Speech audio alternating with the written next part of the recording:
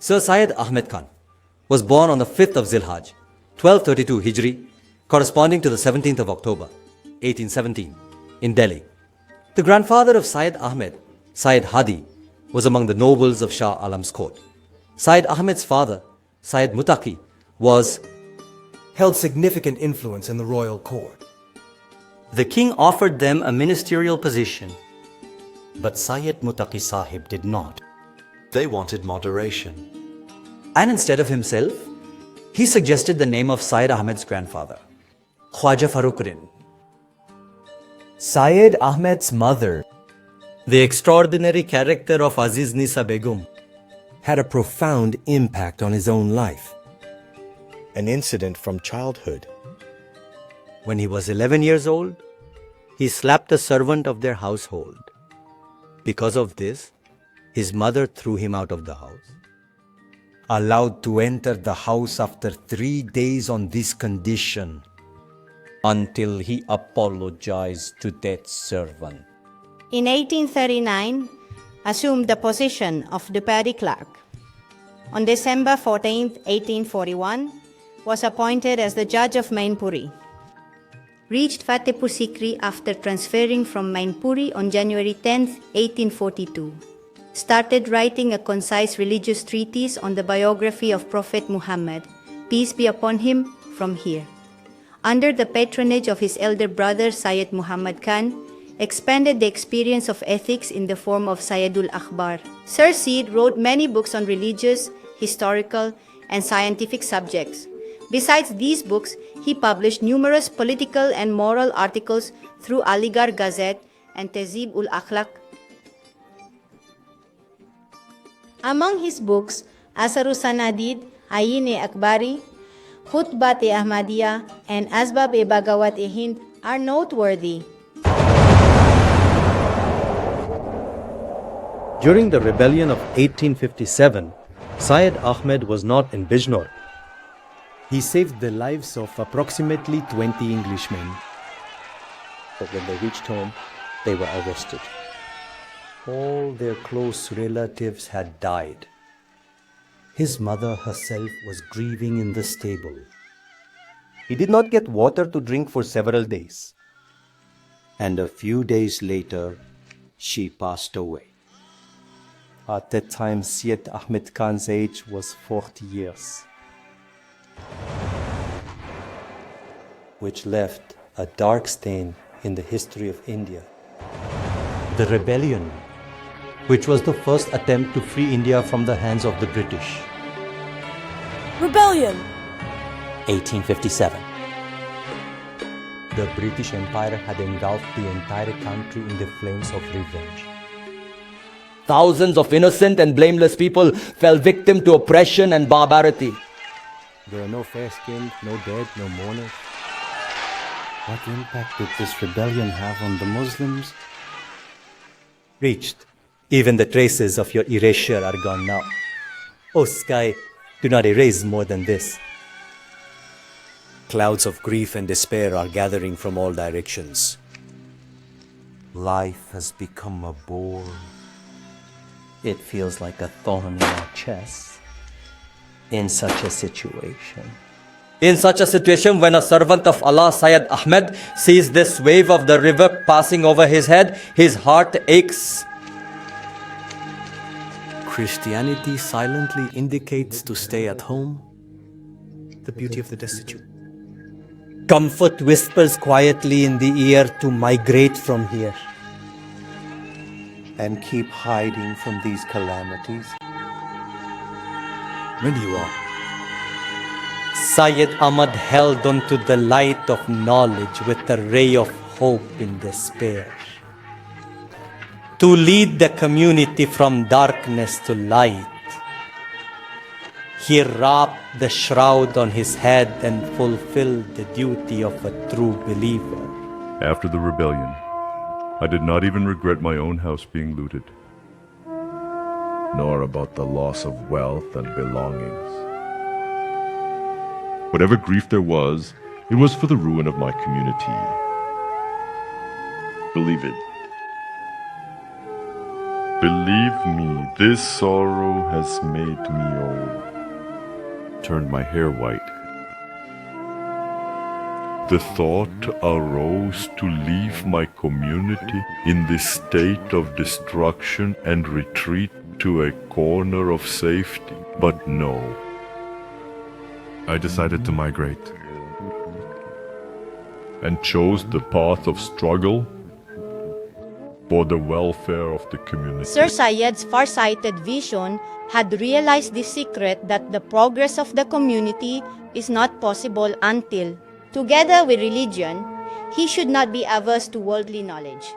Their goal was that Indian Muslims become familiar with the English modern educational system and scientific knowledge. For this, they established the Scientific Society in 1863. 1st April. In 1869, Sir Syed Ahmed travelled to England, Met with every person. which can benefit the community. For September, He returned to India in 1870. I only considered what the path is, so that the community's condition improves. Undertook a distant journey whenever I saw scholars and cultured people. Whenever I saw scholarly gatherings, saw many fine houses there. Whenever I saw fine flowers, whenever I saw gatherings of sports, fun, and relaxation, even when I saw a beautiful person, I always remembered my country and my community. And I felt extremely distressed, wondering why our community isn't like that. Sir Syed well understood that if modern sciences and universal knowledge were to be mastered, learning the English language was necessary. However, his good intentions were viewed with suspicion. In return, he faced infamy. Oh, this Syed Ahmad says that our sons and daughters should acquire English education. La Allah. Heard, sir, that you have now left Banaras and are touring abroad instead of Mecca. They go to Hajj from London. Going to London, they will become typical Christians. Enjoying the chicken whose neck has been twisted by the hands of Christians. Now the young master is enjoying himself. Work for work's sake and name for the nation. You have spoken very well. Absolutely correctly. Came to Delhi from London for 10 days. Yes, this effort was made solely for the community. As soon as he came from London, he published a journal named Tahzib-ul-Akhlaq. I published Tahzib-ul-Akhlaq for this reason. Save the hearts in Hindustan which have become dead. Some motivation should be brought into them. Despite unfavorable conditions, on the 24th of May 1875, the foundation of Mohammedan Anglo-Oriental College was laid. Have you gone mad, or is it Sir Syed Ahmad? Instead of driving the foreigners out of India, he wants to teach our children their knowledge.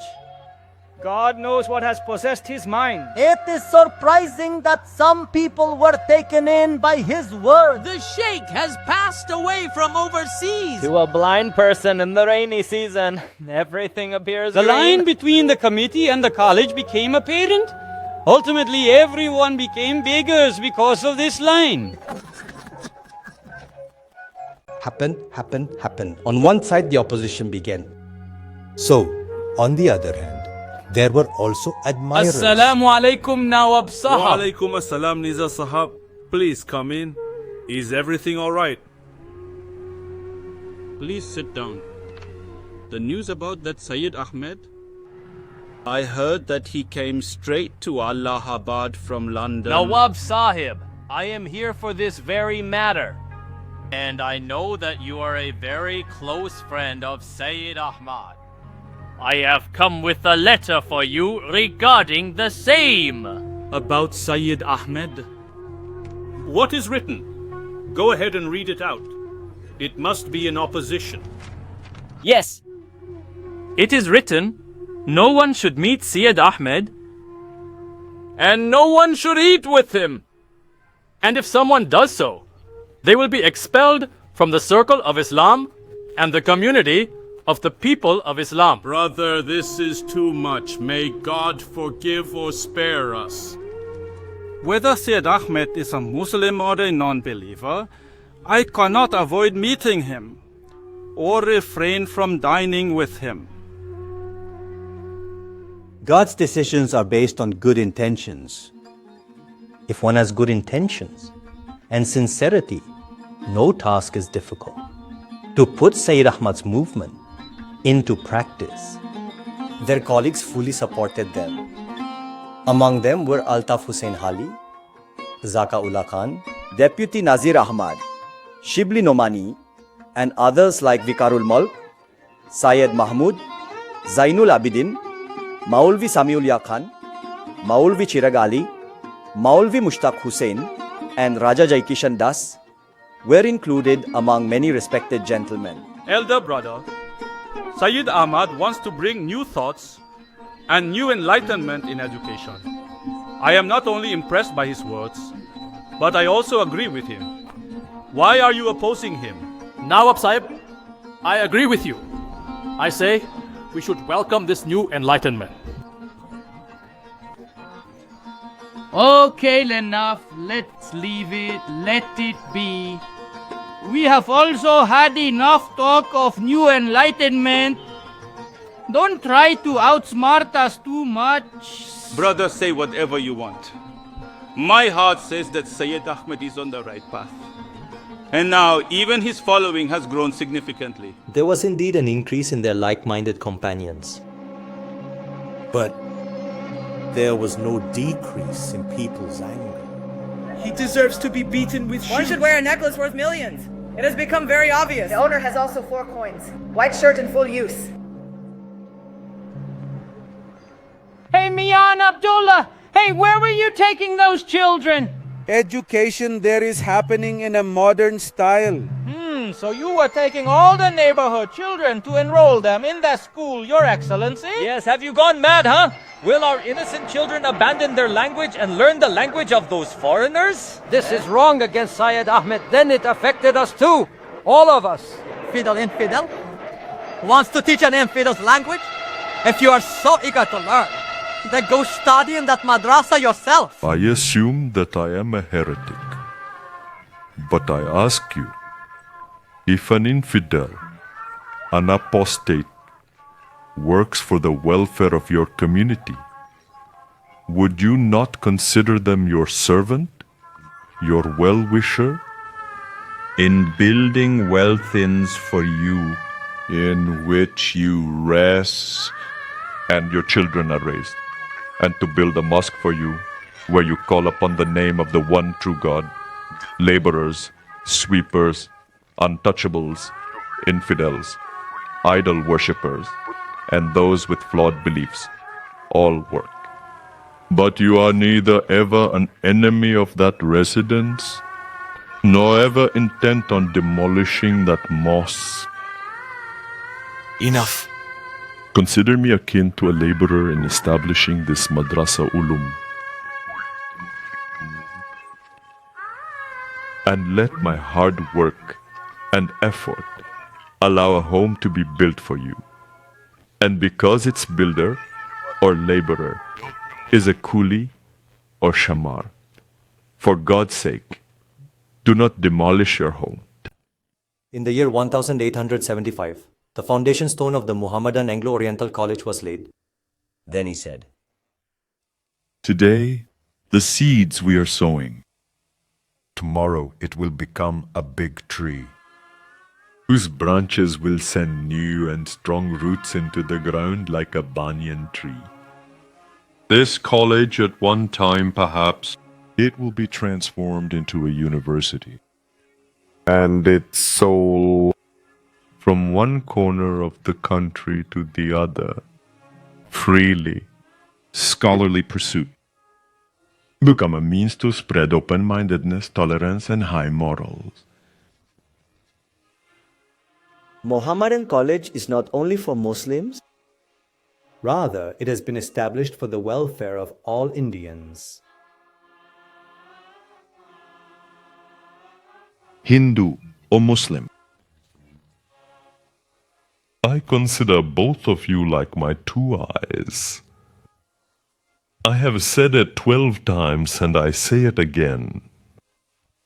India is like a bride, whose beautiful and sweet strings are Hindus and Muslims. If they both clash with each other, that lovely bride will become fragmented. Hindus and Muslims are settled here in such a way that one's house is joined with the other. The shadow of one's wall falls into the other's house. Muslims adopted many Hindu customs, and Hindus have adopted hundreds of habits from Muslims, until we both met each other, and together we created a new language, Urdu. That was neither our language nor theirs. Do you not get buried in this land? Aren't they cremated on this very ghat? No alternative without each other. Enough. If we take this portion, which is God's portion between us, keep an eye out. And in reality, in India, we are both one community as fellow countrymen. But when the movement to exclude Urdu from government offices and schools began, So Sir Syed Ahmad's heart was hurt and was very shocked. they declared the anti-Urdu movement as the beginning of Hindu-Muslim discord. I wish there were people like that in my country too, who keep national service separate from personal fame and the spirit of serving the homeland. It overcomes personal interests. Like a revolutionary, they wanted to bring a new education plan to their country so that everyone can benefit. Time is short and work is more. I don't have the strength to halt the sun and extend the day. Nor do I have the power to hold back the sun from rising and extend the night. Without worrying about the world, they continued their movement. Now the opposition against Syed Ahmed became so intense that it became difficult to breathe. If it had been anyone else, they would have retreated. If you ride out in your car again, you'll be in trouble. I will definitely not rest without shooting you with a gun. Sir Syed Ahmad Khan never paid attention to those threats. Now opposition has become the occupation of thousands of people, crossed all limits of slander. Hey brother, do you know anything? Syed Ahmed has mortgaged his head to the British for 10,000. What are you saying? I just can't believe I it. only know that the British government will cut off their head and take it to London and place it in a museum. Certainly. Once, this matter of selling a head was mentioned in front of Syed Ahmed. So he graciously said, That which is destined to turn to dust. What could be more honorable than intelligent people paying money for it, and the money from its value being used for the education of the nation? as the opposition kept increasing, their resolve became stronger. But these oppositions never brought any malice to their hearts. They would say to their colleagues and loved ones, How long will you protect me? I have become the target of blame. And every day I will continue to be, maybe. Perhaps after me, a time will come when people will appreciate my heartfelt efforts. The interpretation of the dream of Madras Ulum. It could not be completed without money. Syed Rahmat solicited contributions from his friends and companions. His friends would tire of donating, but he never tired of asking for donations. While asking for donations, he never considered who he was, from whom he was asking, or how he was asking. Now our situation has become such that even our friends are afraid to meet us, lest they might ask some questions. Our appearance itself has now become a question. I told a friend that begging was written in my fate. I fulfilled this destiny, but thankfully, not for myself, but for the community. They also staged a drama. Sir Syed presented his arranged drama on February 6th, 1894, in Aligarh. This drama, presented on the occasion of an exhibition in Aligarh, was staged to obtain donations. Who is it that would be surprised to see me standing on stage today? Oh, this one, and wealthy ones. Do not think, being proud of your wealth and status, that the community is in a bad state and that everything is set for our children. That's what those people thought who were before you. But now their children are in such a situation, For whom we stand on stage today.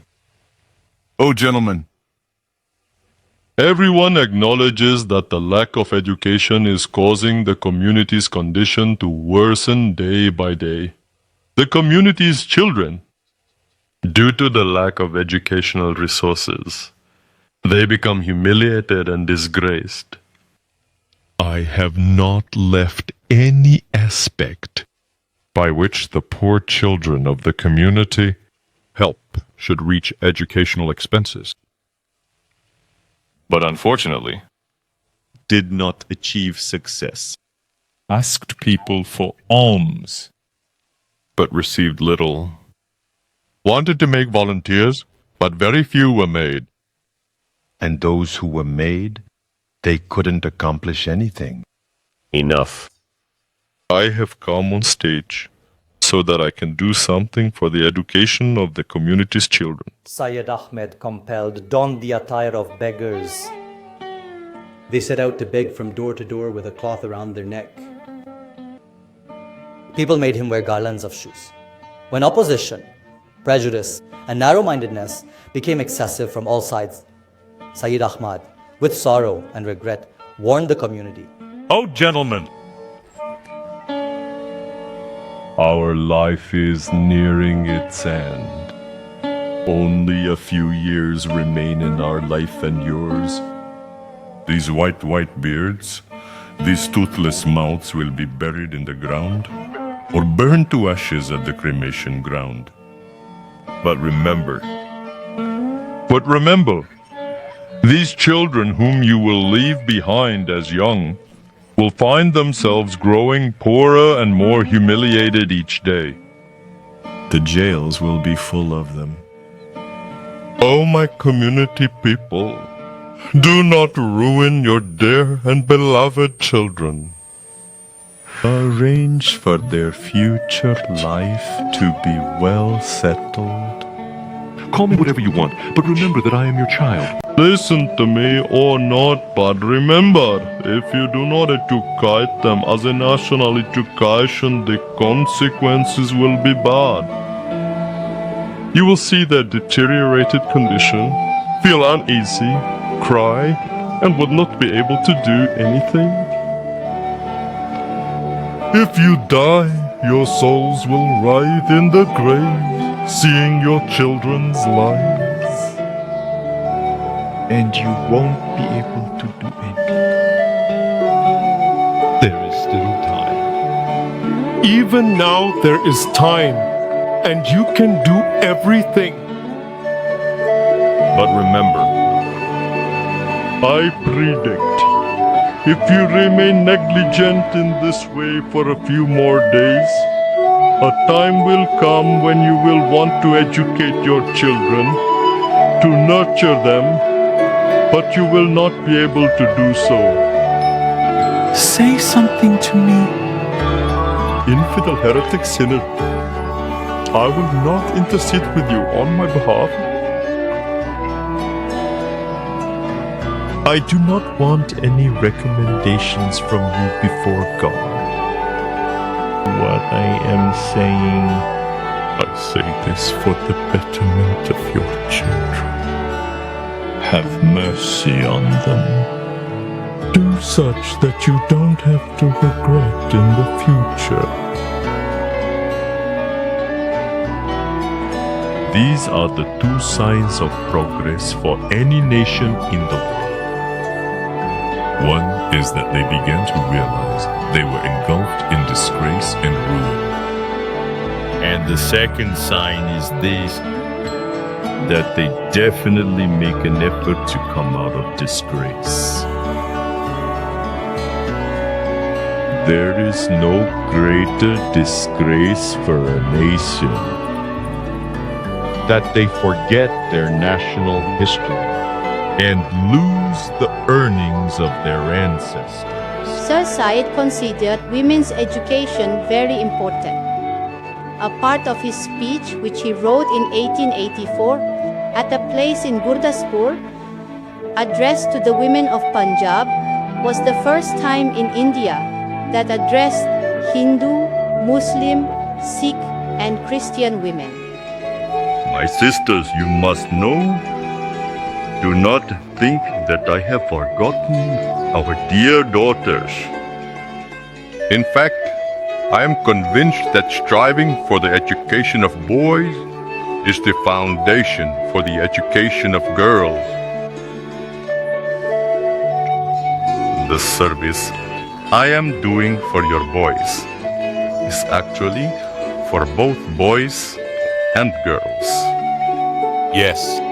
Yes, it is true that due to the incompetence and ignorance of the men in your families, the rights granted to you by God, and which are rightfully yours from a human perspective, the way to restore those rights to you is to strive for the education of your girls. I give my blessings. May God's blessings be upon you, and may you attain all kinds of progress and happiness. Amen. Amen. Years of persistent struggle eventually smoothed the atmosphere. Mohammedan Oriental College, established in 1875, It was transformed into Aligarh Muslim University in the year 1920. Signs of spring began to appear in the famous desolation of Aligarh. My restless heart feels somewhat at ease today. It seems that my dream is about to materialize with some delay. I now always wish to remain so silent. This sorrow had melted my bones as I watched the caravan of time rapidly move forward. But you just won't wake up from your deep dream. I struggled for years continuously to awaken you. That no morning dawned upon me like this, when my heart is free from this purpose of desire, and no evening has passed over me when in longing for it have not tossed restlessly on the bed of sorrow. Today, the mosque's arches, and of this halls, I look at the doors and walls. Then it feels like something that the restlessness of my heart has taken the form of this college. Look,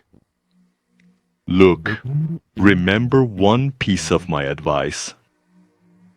This is the root of progress. First, seize the treasures of knowledge for yourself. 1898, March 28th. A lifetime of restlessness has finally found peace. Sir Syed Ahmed Khan Sahib called the angel of death to the door. Our words are just words. Sight used to work. Do not forget the difference between those who speak and those who take action. Say whatever anyone wants. I do say this, oh beer. God bless the deceased had many virtues. मेरा चमन है मेरा चमन मैं अपने चमन का बुलबुल हूँ ये मेरा चमन ये मेरा चमन ये मेरा चमन है मेरा चमन मैं अपने चमन का बुलबुल हूँ